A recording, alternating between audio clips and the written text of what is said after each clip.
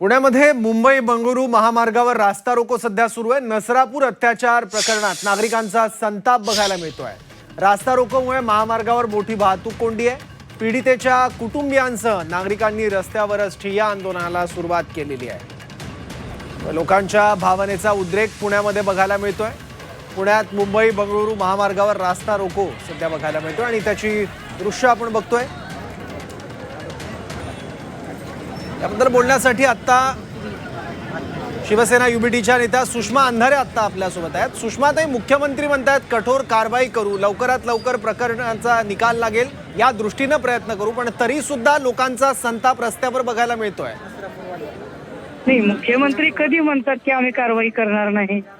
मुख्यमंत्री प्रत्येक वेळेला हेच सांगतात की आम्ही खूप कठोर कारवाई करू, आम्ही पाळमुळं खणून काढू, आम्ही कुणालाही सोडणार नाही, blah blah blah blah blah. पण मुख्यमंत्री कोणालाच पकडत नाहीत, कोणालाच शिक्षा होत नाही। मुख्यमंत्र्यांनी जर परभणी जिल्ह्यातल्या सोनपेठ पाथरीमध्ये झालेल्या प्रकरणात जर शिक्षा केली असती, बदलापूर प्रकरणातल्या जर मुळापर्यंत पोहोचले असते, किंवा सासपडेच्या घटनेमध्ये जर त्यांनी मुळापर्यंत ते गेले असते, तर कदाचित या सगळ्या अशा गुन्हेगारांना वचक बसला असता। पण त्यांना वेळ मिळत नाही। विशेष गोष्ट आहे, महिला बालकल्याण मंत्री कुठे आहेत नेमक्या? महिला बालकल्याण मंत्र्यांचं काम नाहीये याच्यामध्ये। आज 24 तास उलटून गेलेत, अजून महिला बालकल्याण मंत्र्यांचं स्टेटमेंटच आलं नाही याच्यात। पण सुषमाताई, प्रशासन असेल, सरकार असेल, न्याय व्यवस्था असेल, याच्यावर लोकांचा विश्वास राहिला नाहीये आणि त्याच्यामुळे हा उद्रेक बघायला मिळतोय। अस्वस्थता आहे लोकांच्या मनात। नाही, विश्वास ठेवायचा कसा ते सांगा। ही ज्या पद्धतीने लोक वागतायत, ज्या पद्धतीने प्रशासनाचा एकूण जो प्रतिसाद आहे, खरं तर ही सगळी माणसं 24 तास उलटून गेलेत। 3-3:30 वाजता जेव्हा या बाळाची डेड बॉडी आणली होती, तेव्हा त्या पीडितेच्या नातेवाईकांशी माझं बोलणं झालं होतं आणि मी त्यांना म्हटलं होतं की आता बाळाला, आता जे काही असतील ते सगळे तुमचे विधी सगळे होऊन जाऊ देत। तर त्यांचं म्हणणं पडलं की ताई, आम्हाला पोलीस अधिकारी काही सांगतच नाहीयेत। खरं तर या संबंधाने या ज्युरिडिक्शनचे जे आयुक्त आहेत, गिल साहेब, या गिल साहेबांनी समोर येऊन संवाद साधायला पाहिजे।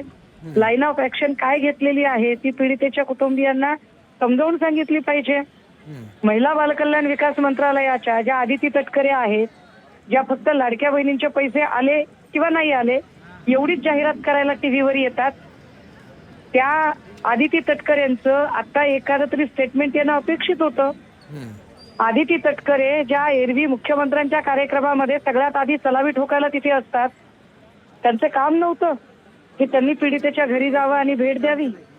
ज्या बालकल्याण आयोगाच्या त्या कोण सुशीबेन मेहता वगैरे, एरवी लोकसभा निवडणुकीमध्ये त्या फार सक्रिय होत्या।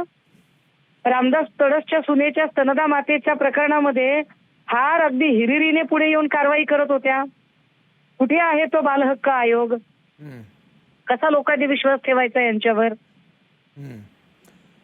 ठीक आहे सुषमाताई, धन्यवाद या आपल्या प्रतिक्रियेबद्दल। कुटुंबियांसह नागरिकांनी ठिय्या मांडलेला आहे नवले ब्रिजवर, त्यामुळे वाहतूक कोंडी देखील झालेली आहे। पण लोकांचा आणि मृत मुलीच्या चिमुकलीच्या कुटुंबियांचा भावनिक उद्रेक सुद्धा बघायला मिळतोय।